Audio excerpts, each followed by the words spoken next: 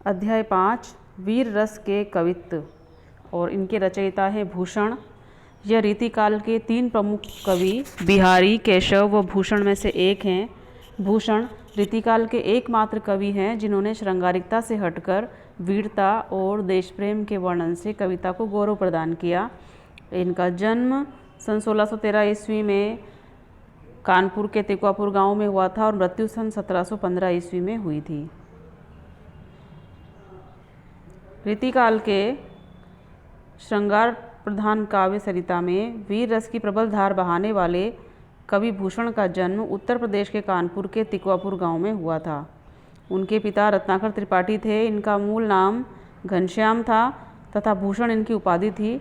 इन्हें छत्रपति शिवाजी तथा छत्रसाल महाराज के दरबार में विशेष सम्मान प्राप्त हुआ। कवि भूषण की रचनाओं में शिवराज भूषण, छत्रसाल दशक, शिवा बावनी, भूषण हजारा व दूषण उल्लास आदि का उल्लेख किया जाता है। उनकी सर्वाधिक प्रसिद्ध रचना शिवराज भूषण है। भूषण की रचनाओं में राष्ट्रीयता की भावना, वीरता के उद्गार, ओज गुण का वैशिष्ट्य है। कवि की वाणी देशवासियों के लिए आज भी प्रेरणादायी है। प्रस्तुत पाठ में कविवर भूषण ने 5 कवित्त लिए गए हैं। प्रस्तुत पाठ में कविवर भूषण के 5 कवित्त लिए गए हैं। शिवाजी जब युद्ध के लिए प्रस्थान करते हैं तो संसार भर में खलबली मच जाती है।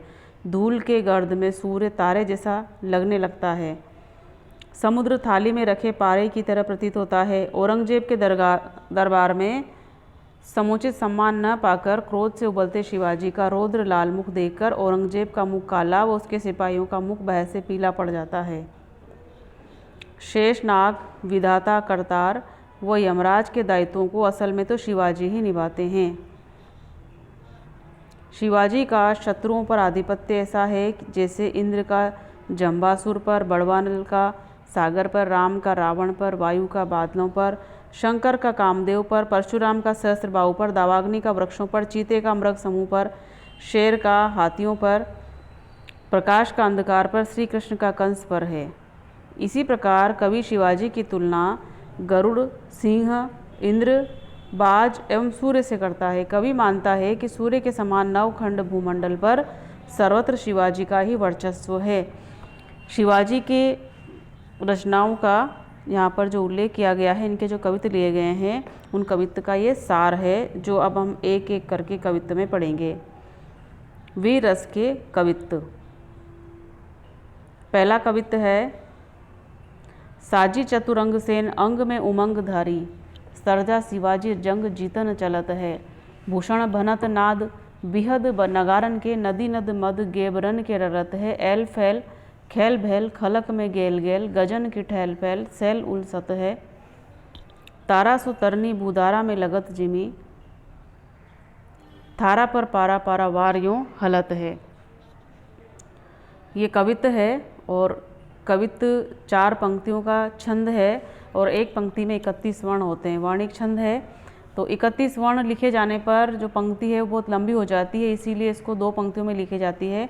तो कुल मिलाकर 8 पंक्तियाँ एक कवित्त में लिखी जाती है और 16-15 पर इसमें यति होती है। तो प्रथम पंक्ति में 16 वर्ण और द्वितीय पंक्ति में 15 वर्ण, ये इसकी पहचान है कवित्त छंद की।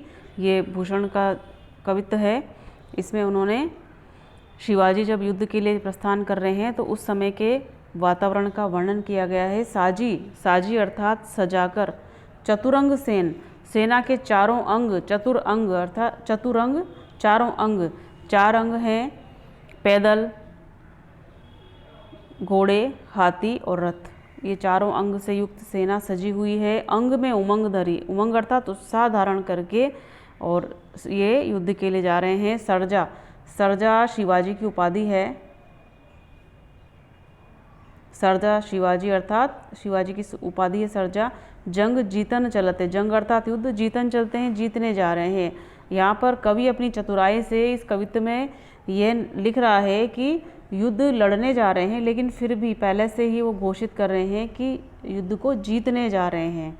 ये उनकी प्रशंसा में लिखा जा रहा है। भूषण भनत, भूषण कवि कहते हैं नाद बिहद नगारन के। नाद अर्थात ध्वनि, शब्द, बिहद अर्थात वृहद, भारी। नगारन के अर्थात नगाड़ों के। युद्ध के समय जो नगाड़े बजते हैं उनके भारी शोर से।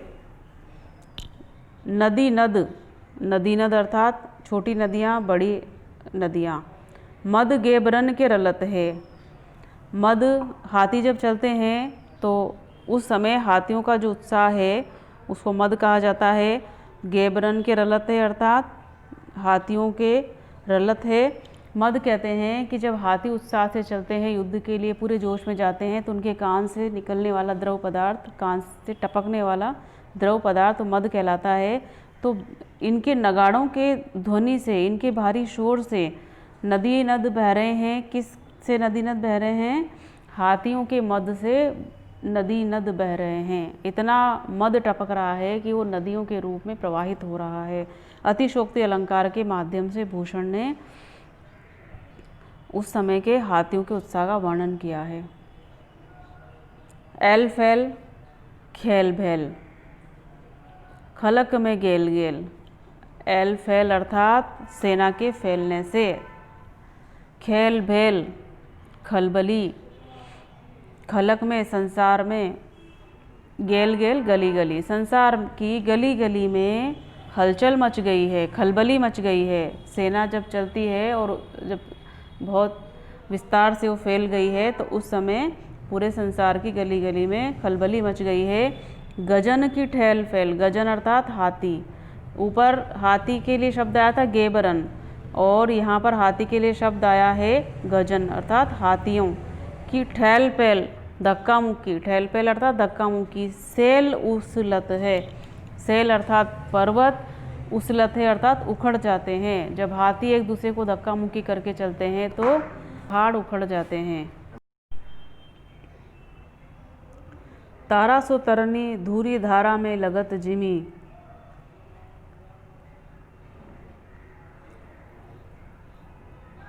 थारा पर पारा पारा वार यूँ हलत है। तारा सो अर्थात तारे के समान। तरनी अर्थात सूर्य। धूरी धारा, उड़ती हुई जो धूल है उसमें लगत जिमी, जिमी अर्थात जैसे। सूर्य है वो उड़ती हुई धूल में तारे के समान दिखाई दे रहा है। थारा पर पारा पारा वार यूँ हलत है। थारा अर्थात थाली में पारा, थारा पर पारा, थारा पर पारा से तात्पर्य है थाली में पारा हिलता है, उस प्रकार से इस पृथ्वी पर समुद्र हिलता है। अर्थात युद्ध की जो तैयारी है, युद्ध में नगाड़े बज रहे हैं, हाथी एक दूसरे को धक्का मुक्की देकर चल रहे हैं। तो इसका वर्णन करते हुए भूषण कहते हैं कि पृथ्वी पर इतनी हलचल मची हुई है कि समुद्र भी हिल रहा है। और उसका उदाहरण दिया है उन्होंने कि जिस थाली में जब हम पारे की कोई बूंद डाल देते हैं तो वो गोल गोल होकर जिस तरह से घूमती है, हिलती है, उसी तरह से इस संसार में, इस पृथ्वी पर समुद्र हिलोरे ले रहा है। अगला कवित्व है सबन के ऊपर ही ठाडो रही बेके जोग। सबन के ऊपर अर्थात सबके ऊपर जो सर्वश्रेष्ठ है। ठाडो रहीबे के योग्य, खड़ा रहने के योग्य अर्थात जिसकी कोई बराबरी नहीं है, जो सबसे ऊपर है। ताही खरो कियो 6,000 के नियरे, उसको खड़ा किया। ताही खरो कियो अर्थात खड़ा किया 6,000 के नियरे। 6,000 एक पद है जो सेना में 6,000 सिपाहियों के ऊपर जो अधिकारी होता है उसका पद है। तो उसके नियरे, उसके पास खड़ा किया। शिवाजी को जब औरंगजेब से मिलने गए तो भूषण कहते हैं कि यूँ तो शिवाजी सभी के ऊपर खड़े रहने के योग्य हैं, लेकिन उनको कहाँ खड़ा किया है? 6,000 इनके नियरे अर्थात 6,000 सैनिकों के ऊपर जो अधिकारी होता है उसके पास में खड़ा किया। जानी गैर मिसिल गुसिले गुस्साधारी मन, कीनो न सलाम न बचन बोले सियरे। गैर मिसिल अर्थात इसको अपमानजनक समझकर, गैर मिसिल अपमानजनक समझकर, गुसिले अर्थात स्वाभिमानी, गुस्साधारी मन, मन में गुस्सा धारण कर लिया। स्वाभिमानी शिवाजी ने इसको अपने लिए अपमानजनक बात समझकर मन में गुस्सा धारण कर लिया। यहाँ गुस्सिले से तात्पर्य है स्वाभिमानी। कीनो ना सलाम ना बचन बोले सियरे, उन्होंने औरंगजेब को ना तो प्रणाम किया, कीनो ना सलाम, सलाम करने का मतलब प्रणाम किया, न बचन बोले, ना ही उन्होंने बात की, सियरे अर्थात नम्रता से। सियरे से तात्पर्य होता है नम्रता से बात करना। भूषण भनत, भूषण कहते हैं महावीर बल कन लाग्यो, महावीर अर्थात शूरवीर। भूषण कह रहे हैं कि शिवाजी जो महावीर हैं, शूरवीर हैं, बलकन लागे अर्थात उत्तेजित होने लगे। बलकन से तात्पर्य उत्तेजित होना। सारी पातशाही के उड़ाए गए जीरे, सारी जो बादशाही है, पातशाही अर्थात बादशाही है, उड़ाए गए जीरे, जीरे अर्थात प्राण, उसके प्राण उड़ गए। तमकते लाल मुख, शिवा को निरखी भय, तमक अर्थात क्रोध, क्रोध से लाल मुख शिवाजी का, निरखी भय निरखा देखा। जब शिवाजी का क्रोध से लाल हुआ मुंह देखा तो स्याह मुख नौरंग, नौरंग अर्थात औरंगजेब, औरंगजेब का मुंह स्याह हो गया, स्याह अर्थात काला हो गया। सिपाह मुख पियरे, और सिपाहियों के मुंह पीले हो गए। औरंगजेब के गुस्से से भरे मुंह को देखकर जो बादशाही है उनके प्राण उड़ गए। बादशाही से तात्पर्य यहाँ जितने भी दरबारी बैठे थे उन सबके प्राण सूख गए, प्राण उड़ गए। प्राण उड़ना से तात्पर्य है कि घबरा गए सब उनको देखकर, शिवाजी के गुस्सीले रोबीले चेहरे को देखकर। अगला कवित्त है, तेरे ही भुजानी पर भूतल को भार, कहिबे को शेषनाग दिगनाग हिमाचल है। तेरे ही भुजानी अर्थात तेरी ही भुजाओं पर। भूषण शिवाजी महाराज के शूरता का, वीरता का वर्णन करते हुए कह रहे हैं कि आपकी भुजाओं पर ही इस भूतल का भार है, इस पृथ्वी का भार है। कहिबे को शेषनाग, शेषनाग तो कहने के लिए ही पृथ्वी को धारण किया हुआ है। दिगनाग अर्थात चारों दिशाओं में जो हाथी हैं उनको दिगनाग कहा जाता है। माना जाता है कि शेषनाग ने अपने फंड के ऊपर पृथ्वी को धारण किया हुआ है, टिकाया हुआ है, आधार दिया हुआ है। या फिर चारों दिशाओं में चार नाग, नाग अर्थात हाथी हैं, उन पर ये पृथ्वी टिकी हुई है। या फिर हिमाचल, हिमाचल पृथ्वी को धारण करने वाला। तो ये तीनों उपाधियां तो कहने के लिए ही हैं इनके पास, लेकिन वास्तविक जो भार है इस भूतल का वो तो शिवाजी के ऊपर ही है। तेरो अवतार जग पोषण भरणहार, तेरा अवतार अर्थात शिवाजी से कह रहे हैं भूषण कि आपका अवतार ही, आपका इस धरती पर आगमन ही जग के पोषण और पालन के लिए हुआ है, भरणहार के लिए अर्थात भरण पोषण के लिए हुआ है। कछु करतार को न तामदी अमल है, कछु करतार, करतार तथा ईश्वर का, उस ईश्वर का कुछ भी नहीं है। न तामधी, तामधी अर्थात उसमें अमल है अर्थात कार्य, या उसका कोई कर्तव्य नहीं है, उसकी कोई महानता नहीं है। ईश्वर का इसमें कोई कार्य नहीं है जो पृथ्वी का, इस जग के प्राणियों का भरण पोषण कर रहे हैं। वास्तविक भरण पोषण पालनहार तो शिवाजी महाराज ही हैं। शाही तने सरजा समत शिवराज कवि, शाही अर्थात शाह, तनय अर्थात पुत्र, शाह के पुत्र सरजा, सरजा जो शिवाजी की उपाधि है। समर्थ शिवराज कवि, समर्थ है शिवराज, शिवाजी के लिए कहा है। भूषण कहत जीवो तेरो ही सफल है, अर्थात आपका ही जीवन सार्थक है, शिवाजी महाराज का ही जीवन सार्थक है। तेरो करबाल करे मलेच्छन को काल, तेरो करबाल, करबाल अर्थात तलवार, करे मलेच्छन मर्चद मूलक अत्याचारी मुगलों का काल है अर्थात अंत है। बिन काज होत काल बदनाम धरातल है, धरातल से तात्पर्य है संसार। इस संसार में जो काल बदनाम हो रहा है कि दूसरों के प्राण ले लेता है, सभी जीवों को मृत्यु देता है या उनका अंत कर देता है, काल इसलिए बदनाम है। तो भूषण कह रहे हैं कि बिन काज, बिना कारण ही काल बदनाम हो रहा है, लेकिन वास्तव में मलेच्छन का जो काल है, उनका जो अंत है, वो तो तेरो करबाल करे, तेरी तलवार ही कर रही है। तो इस प्रकार अतिशयोक्ति अलंकार के माध्यम से भूषण कवि ने शिवाजी की शौर्य का, उनकी वीरता का, उनकी महानता का वर्णन किया है। अगला कवित्त है, इंद्र जिम जंब पर बाड़व ज्यों अम्ब पर। जिस प्रकार इंद्र जंबासुर राक्षस पर भारी पड़ा या जंबासुर राक्षस का अंत किया इंद्रदेव ने, और जिस प्रकार से बाड़व ज्यों अम्ब पर, बाड़व अर्थात समुद्र में लगने वाली आग को बड़वाग्नि कहते हैं। तो बाड़व उसके लिए आया है अम्ब अर्थात जल, वो जो अग्नि होती है समुद्र के जल को सुखा देती है। तो इस प्रकार से इंद्र तो जम्बासुर राक्षस पर भारी है और बाड़व बड़वाग्नि जल पर भारी है। रावण सदम्भ पर, सदम्भ अर्थात अहंकार युक्त, अहंकारी रावण पर रघुकुल राज है। रघुकुल राज आया है यहाँ पर श्री राम के लिए। जिस प्रकार श्री राम ने अहंकारी रावण का अंत कर दिया था, उसी प्रकार से पौन वारिवाह पर, पौन अर्थात बादल, वारिवाह पवन जो है, वारिवाह अर्थात बादलों को उड़ाकर ले जाती है, उनका अस्तित्व टिकने नहीं देती है। शंभु रतिनाह पर, शंभु अर्थात शिव, भगवान शिव रतिनाह पर, रतिनाह कहते हैं कामदेव को, शंकर ने कामदेव को भस्म कर दिया था, वो उदाहरण यहाँ पर दिया गया है। जो सहस्त्रबाहु पर राम द्विजराजे, और जिस प्रकार से सहस्त्रबाहु एक राजा था जिसको परशुराम जी ने युद्ध में हरा दिया था। तो राम अर्थात राम द्विजराज, ब्राह्मणों में श्रेष्ठ हैं जो, तो यह दोनों शब्दों से यहाँ तात्पर्य है परशुराम।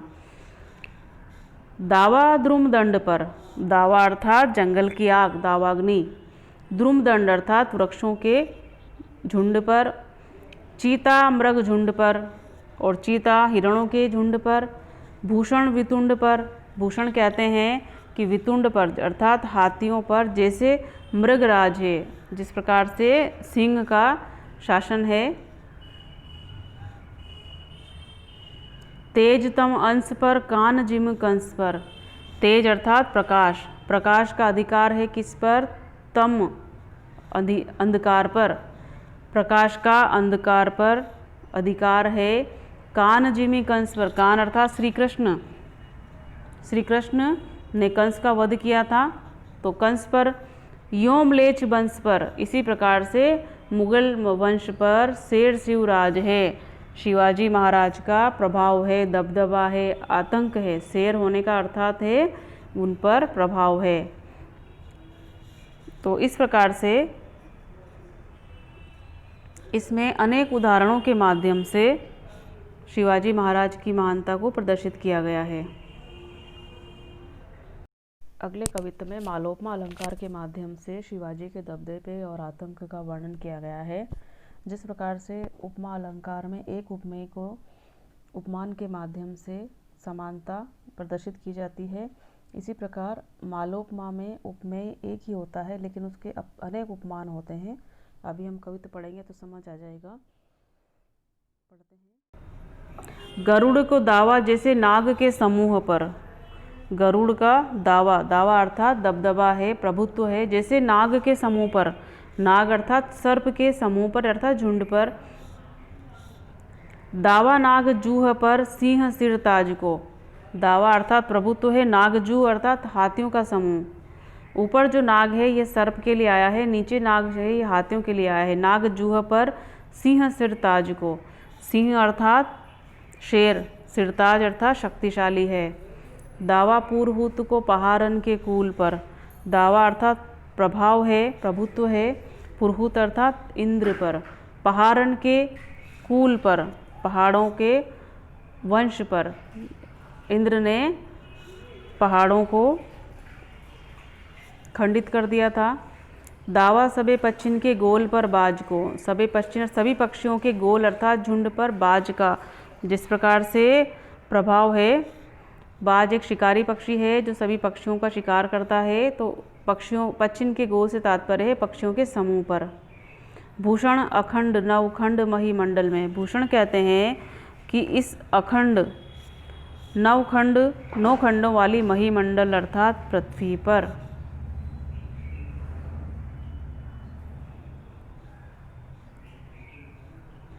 तम पर दावा रवि किरण समाज का, तम अर्थात अंधकार पर प्रभुत्व है, रवि किरण अर्थात सूर्य की किरणों के समूह का, समाज से तात्पर्य है समूह। रवि किरण सूर्य की किरणों के समूह का प्रभुत्व है।